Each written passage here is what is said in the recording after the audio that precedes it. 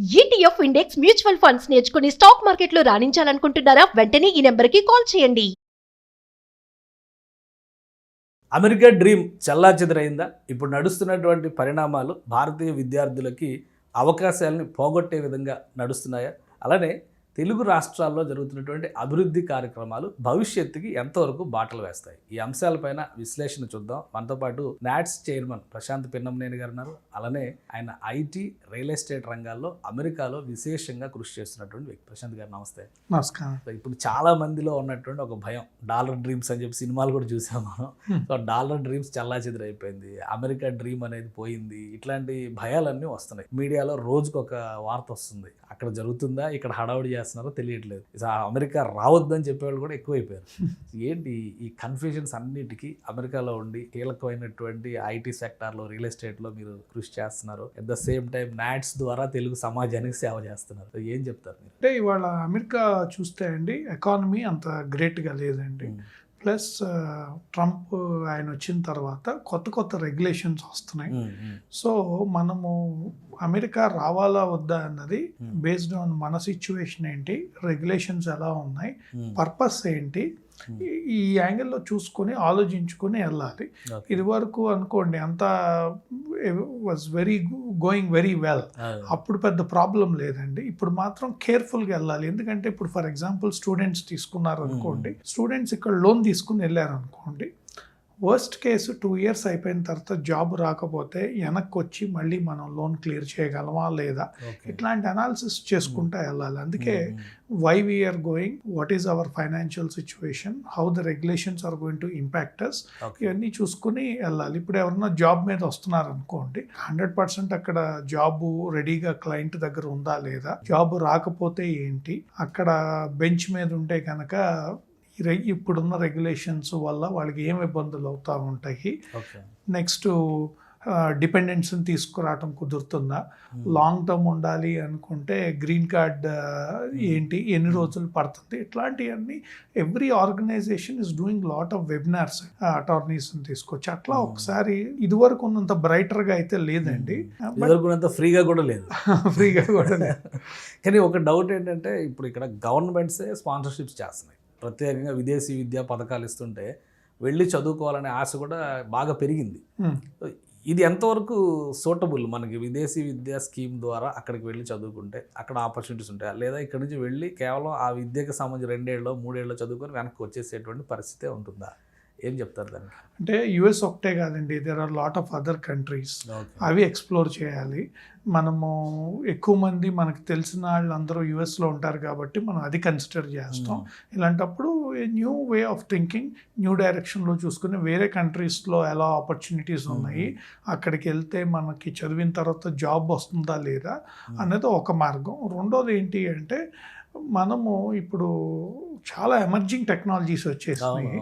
Either you take artificial intelligence, quantum computing, digital twins etcetera. ఇట్లా మనకి ఏదన్నా passion ఉన్న టెక్నాలజీ ఉంటే ఇక్కడ కన్నా బెటర్ కోర్స్ కరికులము, అడ్వాన్స్డ్గా ఉండే కంట్రీలోకి వెళ్ళి మాస్టర్స్ చేసుకుని వస్తే ఇక్కడ కూడా చాలా ఆపర్చునిటీస్ ఉన్నాయి. మీరు సాఫ్ట్వేర్ రంగం నుంచే ఉన్నారు. ఇప్పుడు మీరు చెప్పిన 3 ఎక్కువ మాట్లాడుతున్నారు. ఏఐ కావచ్చు, డీప్ టెక్ కావచ్చు, క్వాంటమ్ కావచ్చు, వీటి గురించి పదే ఏపీలో అయితే అసలు హోరెత్తిపోతుంది. ఏంటి వస్తే ఉద్యోగాలు వస్తాయా పోతాయా? అంటే ఒక్కొక్క దాని గురించి మాట్లాడదామండి. ఇప్పుడు ఏఐ ఉందనుకోండి, artificial intelligence is the future, there is no doubt about it. ఇప్పుడు మనం ఫస్ట్ స్టేజ్లో ఉన్నాము. ఫస్ట్ స్టేజ్ ఏంటి అంటే ఇంక్రీజింగ్ ద ప్రొడక్టివిటీ. మనకి రెపిటేటివ్ టాస్క్స్ అన్నీ కూడా మోర్ ఎఫిషియెంట్గా చేయడానికి ఏఐ వాడుతున్నారు. నెక్స్ట్ స్టేజ్ ఏంటి అంటే ఎంటర్ప్రైజ్ లెవెల్ అడాప్షన్. ఏఐ యుఎస్లో కూడా it is going in to enterprise level. Enterprise లెవెల్లోకి వెళ్ళినప్పుడు మనకి జాబ్స్ పోతాయా అన్నది కరెక్ట్ ఇది కాదండి. కాకపోతే every person have to upgrade and learn AI skills. ఇప్పుడు కొంతమంది ఒక స్పెసిఫిక్ టెక్నాలజీలో ఉన్నారు, ఫర్ ఎగ్జాంపుల్ డేటా ఇంజనీరింగ్లో ఉన్నారండి. సో వాళ్ళు డేటా ఇంజనీరింగ్ ప్లస్ ఏఐ నేర్చుకోవాలి. ఇప్పుడు జావా ప్రోగ్రామర్స్ ఉన్నారు, ట్రెడిషనల్ ప్రోగ్రామింగ్ కాకుండా Java programming to write AI modules or Module, programs అట్లా ఎవ్రీ స్కిల్ సెట్లో మీరు చూసుకుంటా ఉంటే మీరు ఏ టెక్ ప్రోడక్ట్ మీద వర్క్ చేసినా on top of it AI ఉండాలి. కానీ అన్నిటికీ ఏ ఒక ఎడిషనల్ క్వాలిఫికేషన్ అవ్వబోతుందా అంటే మీరు చెప్పిన దాని ప్రకారం ఇప్పుడు ఏదో ప్రాంప్ట్ ఇంజనీరింగ్ అంటున్నారు, అవును. ఏది చెప్పాలన్నా ఏకి ఏం చెప్పాలో ముందు మనకు తెలియాలి కదా. అవును. సో ఇదంతా ఒక టెక్నాలజీ కొత్త శకం కింద మారిపోతుంది అంటున్నారు. డెఫినెట్గా అండి. అంటే ఎప్పుడు కూడా ఎవల్యూషన్ ఇస్ ఇంపార్టెంట్, రైట్? మనం చూస్తే when we are very small kids floppy disks ఉండేవి, రైట్? ఏమైంది, then it transformed into hard disks, floppy disk, CDs, CDs, hard disks. Storage కూడా చూస్తే అప్పట్లో 256 KB అంటే చాలా ఉండేది, ఇప్పుడు టెరాబైట్స్లో ఉంది. సో డెఫినెట్గా technology will evolve. Technology evolve అవుతున్నప్పుడు మనం ఎవాల్వ్ అవ్వకపోతే మనం వెనకబడిపోతాం. ఫర్ ఎగ్జాంపుల్ మెయిన్ ఫ్రేమ్స్ ఉంది. మెయిన్ ఫ్రేమ్స్ అనేది ఎప్పుడు 40 years 50 years కింద మెయిన్ ఫ్రేమ్స్ అనేవాళ్ళు. ఇప్పటికీ మెయిన్ ఫ్రేమ్ టెక్నాలజీ ఉంది, కాకపోతే దాంట్లో నుంచి కంపెనీస్ అన్ని మైగ్రేట్ అయిపోయి మోర్ సాస్ బేస్డ్ సొల్యూషన్స్కి ఇట్లాంటి వాటికి వచ్చారు. సో ఎప్పుడు కూడా టెక్నాలజీతో పాటు మనం కంటిన్యూస్ లెర్నింగ్ అనేది మనం పెట్టుకోకపోతే వెనకబడిపోతాము. అప్పుడు వెనకబడిపోయినప్పుడు ఒక్కసారి జాబ్ పోతే మళ్ళీ రావటం అనేది చాలా కష్టం. ఓకే, సో మీరు ఇంత డీప్గా చాలా క్లియర్గా అందులో ఇన్వాల్వ్ అయ్యేలా చెప్పారు. ఇప్పుడు క్లారిటీ వచ్చింది ఏఐ గురించి. మీ ప్రస్థానం ఎలా స్టార్ట్ అయింది అసలు ఈ సాఫ్ట్వేర్ వైపు వెళ్ళేటువంటి క్రమంలో? మీరు ఆంధ్ర నుంచి ఏదో ఒక విలేజ్ నుంచి వెళ్ళి ఉంటారు కదా, సో అప్పుడు ఇవన్నీ ఆలోచించి ఇంత ప్లానింగ్తో వెళ్ళి ఉంటారా? నాకు అంత ప్లానింగ్ లేదండి. నేను మాది చెన్నూరు, గుడివాడ.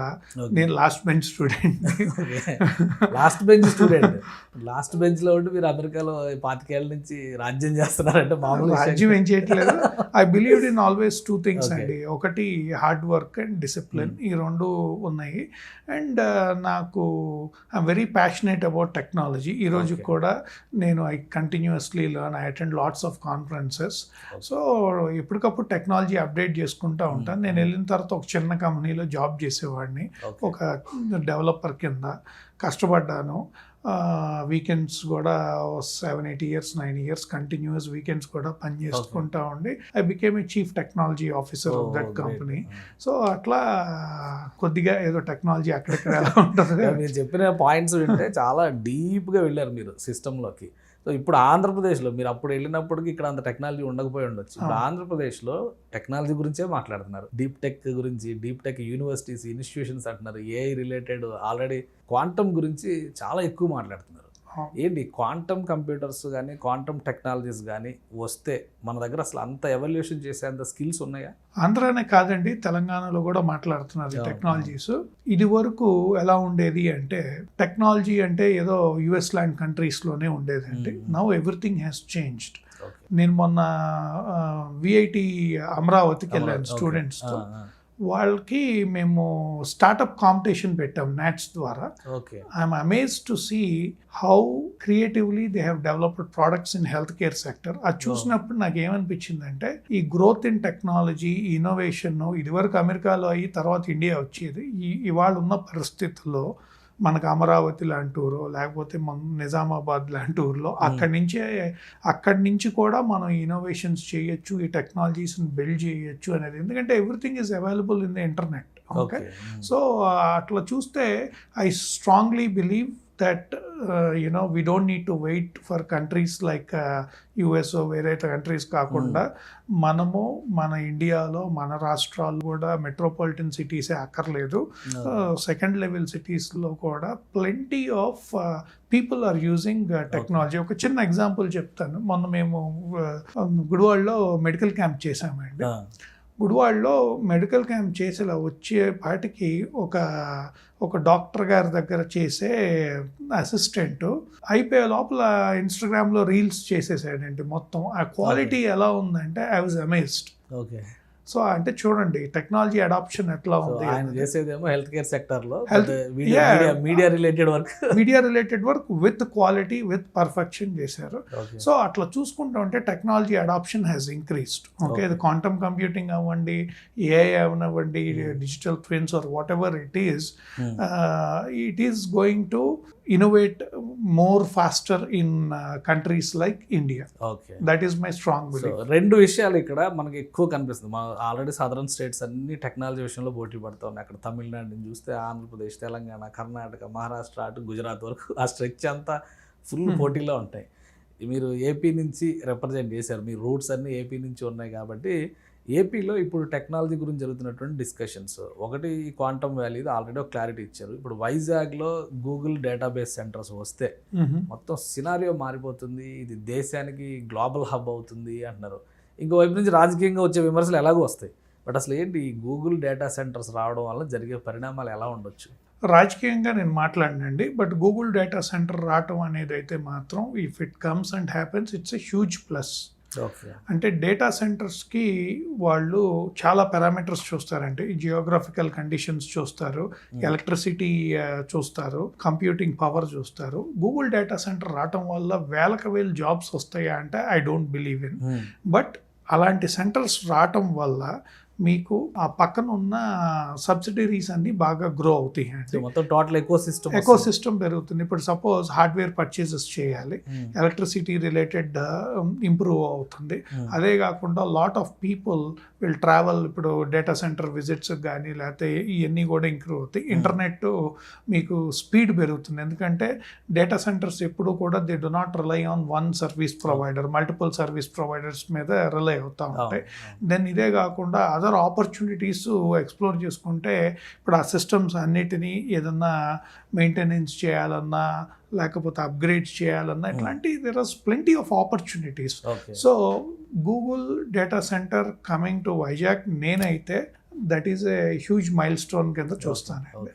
సో ఇప్పుడు అమెరికా డ్రీమ్ అనేది పక్కన పెట్టేసి చూస్తే మన దేశంలో ఉన్న ఆపర్చునిటీస్ కానీ, మన దేశంలో ఉన్నటువంటి యంగర్ జనరేషన్స్కి వస్తున్నటువంటి అవకాశాలు కానీ, అమెరికాతో కానీ పాశ్చాత్య దేశాలతో పోల్చి చూస్తే ఇప్పుడు ఎలా ఉన్నాయి? మీ అంచనా ఏంటి? ఈ ఏదో 2047 విజన్ అని చెప్పని పెద్ద ప్లాన్తో వెళ్తున్నారు మన రాష్ట్రాలు, కేంద్ర ప్రభుత్వం కూడా. మీరు ఎలా చూస్తారు దీన్ని? అంటే ఇక్కడ వాళ్ళు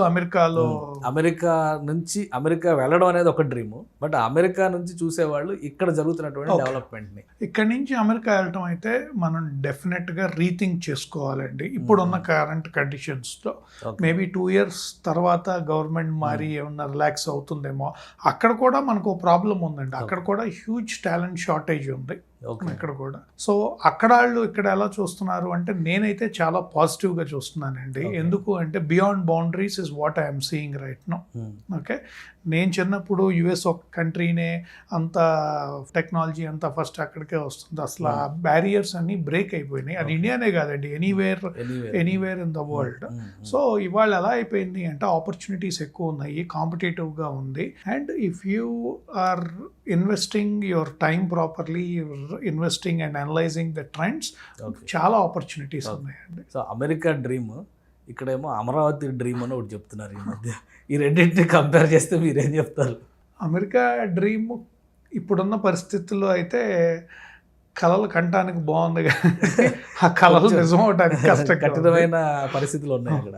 అమరావతి డ్రీమో లేకపోతే మన తెలంగాణ ఫ్యూచర్ సిటీ డ్రీమ్ అయితే మాత్రం 2 స్టేట్స్లో కూడా హోల్ హార్టెడ్గా I really want to see that vision to come in to a reality. Okay, so ఇంకొకటి అమెరికాలో చాలా వరకు ఇండియన్ కమ్యూనిటీని టార్గెట్ చేసేస్తున్నారు అనే ప్రచారం బాగా ఎక్కువ జరుగుతుంది ఇక్కడ మీడియాలో. మీరేం చెప్తారు? అక్కడ జరుగుతున్న పరిణామాలు, రాజకీయాలు వీటితో సంబంధం లేకుండా చూస్తే నిజంగా కమ్యూనిటీ బేస్డ్ వైలెన్స్ కానీ లేదా వాళ్ళని టార్గెట్ చేయడం కానీ ఇబ్బంది పెట్టే పరిస్థితులు ఏమైనా ఉన్నాయా? ఈ రాత్రి వీసాలు తీస్తున్నారు, కావాలని ఇండియన్స్ కోసం చేస్తున్నారు. H1B వీసాలు తగ్గిస్తున్నారు, కావాలని ఇండియన్స్ కోసం. ఇదే చెప్తున్నారు ఇక్కడ మీడియాలో. నిజానికి ఏంటి అసలు ఏం జరుగుతుంది? అంటే టార్గెట్ బేస్డ్ అనేది ఐ డోంట్ థింక్, నా పర్సనల్గా ఐ వుడ్ నాట్ అగ్రీ అండి. ఓకే, రెగ్యులేషన్స్ వల్ల ఇండియన్స్ ఇంపాక్ట్ అయ్యారా?